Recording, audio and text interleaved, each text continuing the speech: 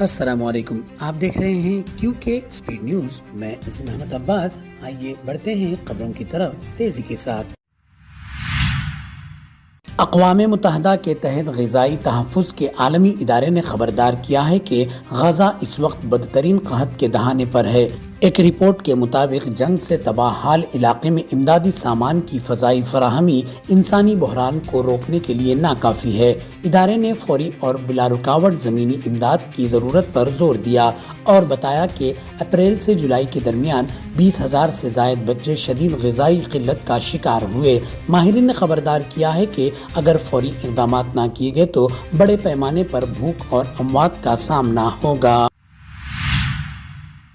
امریکہ کے شہر new York میں ایک افسوسناک واقعہ پیش آیا۔ مینہٹن کے پارک ایونیو پر ایک شخص بندوق لے کر ایک بلند عمارت میں داخل ہوا اور فائرنگ شروع کر دی۔ اس حملے میں ایک پولیس اہلکار سمیت 4 افراد کی جان چلی گئی۔ پولیس کی جوابی فائرنگ میں حملہ آور زخمی ہوا، جس کے بعد اس نے خود کو گولی مار لی۔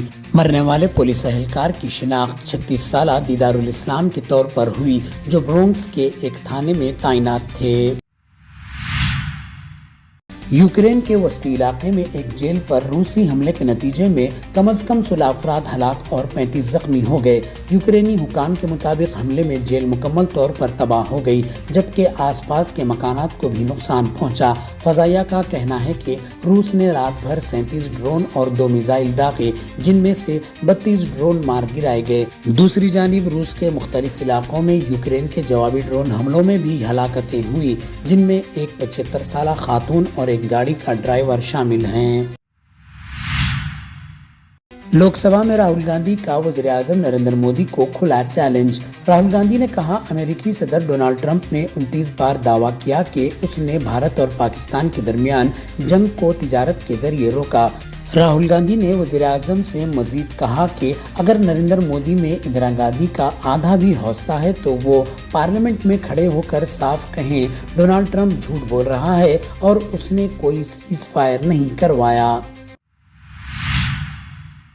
متنازع چرچوں میں رہنے والے ساجد راشدی کو ایک نیوز چینل کے دفتر میں اس وقت مشکل صورتحال کا سامنا کرنا پڑا جب سماجوادی پارٹی کے کارکنوں نے ان پر حملہ کر دیا۔ ساجد راشدی نے حالیہ دنوں میں ڈمپل یادو پر ایک مبینہ توہین آمیز اور خواتین مخالف بیان دیا تھا، جس پر لکھنؤ میں ان کے خلاف مقدمہ بھی درج کیا گیا ہے۔ منگل کے روز ایک مباحثے میں شرکت کے لیے چینل کے دفتر پہنچے ساجد راشدی پر ایس پی کارکنوں نے اچانک تھپڑوں کی بارش کر دی، جس کے بعد سیکیورٹی نے انہیں بچایا۔ ساجد راشدی کا کہنا ہے کہ ان کے بیان کو بلا وجہ متنازع بنایا جا رہا ہے، جبکہ وہ اپنے الفاظ پر قائم ہیں۔ لیکن صرف شرح لینے سے نہیں ہوتا نیترتو، ذمہ داری بھی لینی پڑتی ہے۔ کانگریس وائناڈ ایم پی پرینکا گاندھی کی لوک سبھا میں 2 ٹوک تقریر۔ پرینکا گاندھی نے کہا، ہم نے آپریشن سندور کی حمایت کی ہے اور ہمیں اپنی فوج پر فخر ہے، لیکن وزیر اعظم مودی اس کامیابی کا سہرا اپنے سر لیتے ہیں تو پہلگام دہشت گرد حملے کی ذمہ داری بھی قبول کریں۔ پرینکا گاندھی نے مزید کہا، میری ماں کے آنسوؤں کا مذاق اڑایا گیا۔ وہ ماں ہے جس کا شوہر دہشت گردوں کے ہاتھوں مارا گیا۔ میں ان 26 شہداء کی بات کر رہی ہوں کیونکہ میں ان کا درد جانتی ہوں۔ 22 اپریل 2025 کو جب 26 ہندوستانی کھلے عام مارے گئے تو یہ حملہ کیسے ہوا اور کیوں ہوا اور اس کا جواب کون دے گا؟ موسیٰ ندی کے کنارے غیر قانونی قبضوں کے خلاف ہائیڈرا نے بڑی کارروائی کرتے ہوئے چادر گھاٹ پل سے عثمانیہ ہاسپٹل تک تمام تجاوزات ہٹا دیے۔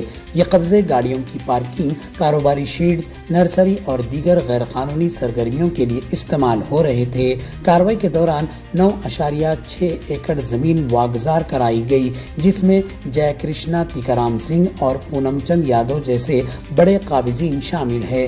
مقامی عوام نے شکایت درج کروائی تھی کہ ان علاقوں میں غیر سماجی عناصر سرگرم ہیں۔ ہائیڈرا کی فوری کارروائی پر عوام نے خوشی کا اظہار کیا اور شکریہ ادا کیا۔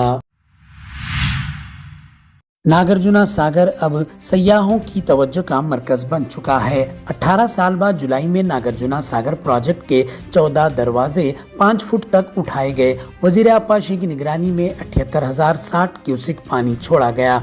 डैम में पानी की आमद 2,28,900 क्यूसिक और इखराज 1,18,790 क्यूसिक दर्ज की गई है। पानी की सतह 590.20 फुट तक पहुंच गई है, जो कि मुकम्मल सतह 590 फुट के करीब है। नाज़रीन, ये दिलकश मंजर देखने के लिए सयाह उमड़ पड़े हैं। पार्टी से मुअत्तल-शुदा बीजेपी रुकन असेंबली मलून राजा सिंह का बड़ा बयान सामने आया है। मलून राजा सिंह ने कहा कि बीजेपी मेरा घर है, अगर पार्टी बुलाए तो मैं फौरन वापस आ जाऊंगा। मैं किसी और पार्टी में शामिल नहीं होऊंगा क्योंकि वो मेरे मिजाज के मुताबिक नहीं। मैंने सिर्फ बीजेपी से इस्तीफा दिया है, एमएलए के ओहदे से नहीं। मेरे ही लोगों ने पार्टी में मेरे खिलाफ शिकायत की थी।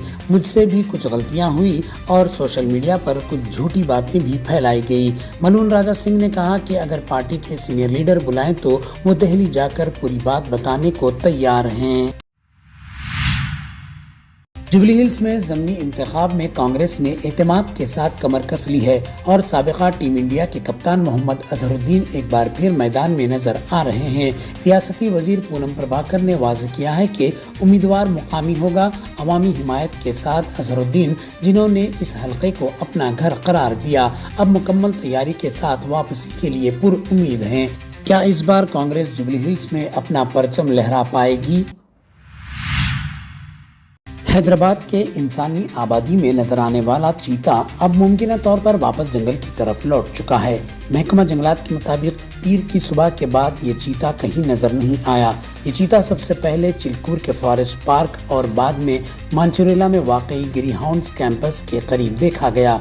इतवार की रात ये चीता कुलकुंडे में आर्मी सेंटर के करीब भी देखा गया। महकमा का कहना है कि ये चीता विकाराबाद के जंगलात से आया हो सकता है और नई रिहायशगाह की तलाश में भटक रहा था। हैदराबाद के बंजारा हिल्स रोड नंबर 12 पर वाकई एमएलए कॉलोनी में उस वक्त कशीदगी पैदा हुई जब कुछ अफराद ने अम्मावारू मंदिर में बोनम चढ़ाने की कोशिश की। 2 दिनों से यहाँ माहौल कशीदा है क्योंकि इत्तलात के मुताबिक मुकामी शेखपेट तहसीलदार और उनकी टीम ने मंदिर को नुकसान पहुँचाया और दरवाजे को ताला लगा दिया, दावा करते हुए कि ये सरकारी ज़मीन है। मुकामी अफराद में गम व गुस्सा पाया जा रहा है और सूरत हाल पुरअमन रखने के लिए पुलिस तैनात कर दी गई है। आप देख रहे थे क्यूके स्पीड न्यूज। मजीद अपडेट के लिए हमारे चैनल क्यूके ट्रांसमिटेशन को देखते रहें। लाइक, शेयर, सब्सक्राइब करना ना भूलें।